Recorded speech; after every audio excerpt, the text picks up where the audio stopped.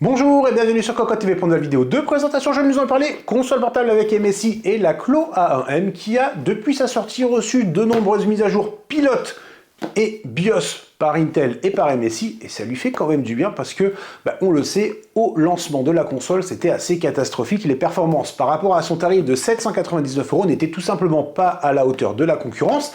C'est beaucoup plus le cas désormais, on verra ça sur cocotteland.com. Pour l'instant, on s'occupe de parler un peu de la prise en main de cette machine, juste derrière moi. Les amis, avant de découvrir le reste de notre vidéo, on vous propose un petit peu de réclame pour GVG Mall, notre partenaire pour les clés Windows, un partenaire qui nous soutient depuis plus de 2 ans et on utilise très régulièrement les clés Windows pour nos machines. On utilise aussi les clés Office. Alors, comment ça fonctionne? On vous montre rapidement. Vous allez sur le site GVG Mall. Ici, vous tapez Windows 10. On prend l'exemple de Windows 10. Ensuite, hop, petite vidéo ici qui va vous expliquer comment ça fonctionne. Vous allez faire acheter maintenant sur cette fenêtre où vous allez avoir la licence Windows 10. Vous n'oubliez pas de mettre le code promo CVIP qui vous permet d'avoir la ristourne de Cocotteland sur votre clé Windows. Ensuite, vous allez soumettre la commande. Vous allez arriver sur la page de paiement. Sur la page de paiement, vous pouvez le voir, vous avez tous les moyens de paiement qui sont disponibles, que ce soit par de la carte bleue, par PayPal, par tout ce que vous voulez. Vous allez faire payer maintenant. Ensuite, une fois que vous aurez payé votre licence, vous allez avoir à l'intérieur de votre panier votre clé Windows qui va apparaître. Et là, il suffit juste de copier votre clé Windows et de la mettre sur votre produit Windows 10 pour pouvoir tout simplement activer votre Windows et utiliser pleinement votre licence Windows 10. Donc, vous avez vu, 40 secondes à peu près et le tour est joué pour avoir une licence officielle pour votre PC. La MSI Klo A1M, la voici. Nous avons deux versions. Il existe un modèle en Core Ultra 5 135H à 599 € et un modèle Core Ultra 7 155H à 799 €. C'est cette version que nous avons. Donc pour les tests, on part sur le haut de gamme. On peut déjà le dire, jeter un petit coup d'œil sur l'entrée de gamme, clairement, n'a aucun intérêt. 599 €. On peut partir sur un modèle comme le Steam Deck par exemple, qui sera largement plus performant. Et on passera à côté de Windows 11, on le sait, sur une interface tactile sur un petit écran, c'est quand même pas l'idéal.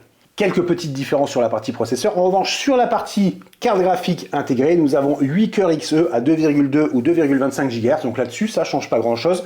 À côté, toujours 16 Go de mémoire vive à 6400, c'est de la LPDDR5X et un SSD. Attention, format 2230 en 512 Go. Donc on est sur une configuration, on va dire, plutôt classique. On retrouve aussi pour la connexion sans fil du Wi-Fi 7 et du Bluetooth 5.4, c'est plutôt pas mal.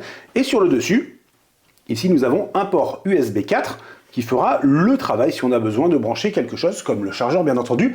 Et c'est à peu près tout, puisqu'effectivement, on l'a dit, un port USB 4, de notre point de vue, il en manque peut-être un second pour brancher le chargeur, un accessoire comme une clé USB, un SSD, un écran, pourquoi pas. Donc on passera par un dock ou un adaptateur, un petit hub. Bon, c'est un peu dommage, cela dit, tout le monde n'en propose pas deux, même si c'est une tendance qui commence à se confirmer, pourquoi pas un dessous, un dessus, bref.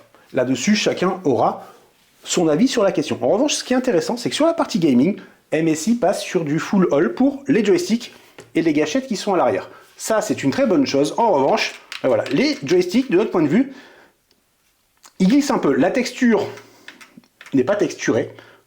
Sur la partie centrale, on retrouve une petite texture sur les côtés qui est pas mal si on joue avec le pouce sur le côté, mais ça glisse, c'est pas vraiment concave et c'est plutôt dommage.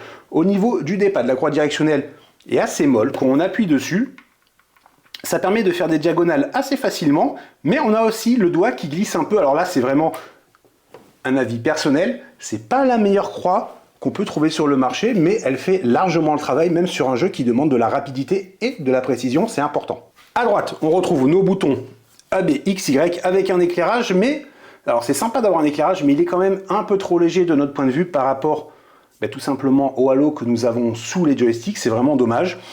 En termes de clic, pas grand chose à dire, c'est propre. C'est la même chose sur les gâchettes à l'arrière. En revanche, les boutons que nous avons sur la tranche, on est un peu moins fan tout simplement à cause de la forme. On le voit, c'est pas vraiment plat, en fait, il y a une petite arête au milieu. Et on ne sait jamais si on doit vraiment poser le doigt ici, plus vers le bas. Si on le met au milieu, on sent l'arête sous le doigt, c'est pas forcément agréable sur des longues parties où on va s'exciter sur le bouton. Alors ça, encore une fois, c'est une question de point de vue. Mais une nouvelle fois, en revanche, ce qu'on peut dire, c'est que ce n'est pas texturé. C'est un plastique qui est lisse et ça, c'est un peu dommage. Ça ne glisse pas, il n'y a pas de problème, mais au moins on sait que le doigt est bien placé et ce serait quand même déjà une très bonne chose.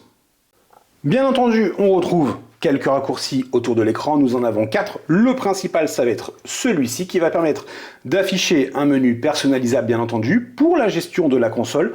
Par exemple, couper le Wi-Fi, couper le Bluetooth, changer le mode performance. Par exemple, hop, on va pouvoir passer rapidement d'un mode à l'autre pour la gestion de la batterie du processeur. On peut couper la machine, etc. Au niveau de ce bouton, ça va nous permettre de changer le mode de contrôle, mais juste de le changer. C'est-à-dire que si on veut vraiment personnaliser l'interface, il va falloir aller directement dans ce menu. Et là, on va pouvoir commencer à personnaliser avec les boutons macro si besoin, puisqu'à l'arrière, nous avons 2 boutons qui sont assez imposants et ceux-là par contre on les aime énormément. Le clic est vraiment sympa et surtout la forme. Alors c'est très anguleux, on le voit, ça rappelle un peu l'arête que nous avons sur le dessus, mais le doigt se pose dessus et on sait exactement comment cliquer. Il n'y a pas de question, c'est comme un Steam Deck par exemple, la première fois qu'on le prend en main, est-ce qu'on doit cliquer vers la poignée, est-ce qu'on doit cliquer vers l'arrière de la coque? Non, on pose, on appuie, ça fonctionne et ça c'est réussi. Avec sur les côtés des poignées effectivement qui ont une belle forme, ça se prend bien en main, mais encore une fois, on le voit, c'est un plastique lisse qui n'est pas texturé. Si on transpire beaucoup sur de longues sessions, ça peut être un peu dommage. Ça, il manque un petit peu quelque chose. Pour un premier jet, il y a de bonnes idées, on a pu le constater, mais il y en a quand même d'autres qui demandent un peu plus de réflexion, un peu plus de travail. Alors on va mettre de côté la partie processeur. Effectivement, malgré les nombreuses mises à jour chez Intel, chez MSI, ça pêche encore un peu par rapport aux tarifs. Les performances sont là, mais il manque un petit quelque chose. L'autonomie, batterie de 53 Wh, voilà, comme la concurrence, c'est pas énorme, on va jouer 1 heure sur le jeu sans pouvoir profiter beaucoup plus, à moins d'avoir un chargeur à proximité. Le poids, la console pèse 675 grammes, ça reste convenable de notre point de vue. Après tout, on va pas jouer pendant des heures comme ceci, tout simplement déjà parce que il n'y a pas la batterie. Ensuite, on va plutôt avoir tendance à poser les avant-bras ou les coudes, ce qui va permettre de garder un confort. Au niveau de l'écran, nous sommes bien entendu comme beaucoup sur du 7 pouces, en Full HD, avec 120 Hz, 500 nits pour la luminosité et une prise en charge à 100% de l'espace colorimétrique sRGB. Que dire de plus? Pas grand chose pour l'instant. On attend avec impatience la prochaine génération. Celle-là, de notre point de vue, il y a des idées, mais les performances, le test complet sera sur Cocoatland, pêche un peu. L'interface, là aussi, il y a des idées, mais c'est pas la meilleure. Ça paraît épuré comme ça, on a accès directement à notre bibliothèque de jeux quand on l'ouvre, on va pouvoir installer un launcher si besoin, on a quelques raccourcis, mais on a l'impression de se perdre dans des sous-menus ensuite, notamment dans les paramètres, et ça, c'est un peu dommage. Pour cette petite présentation, c'est tout. On vous dit à très bientôt sur cocoatland.com pour le test, et pour d'autres vidéos sur Cocoa TV. Bonne journée à tous!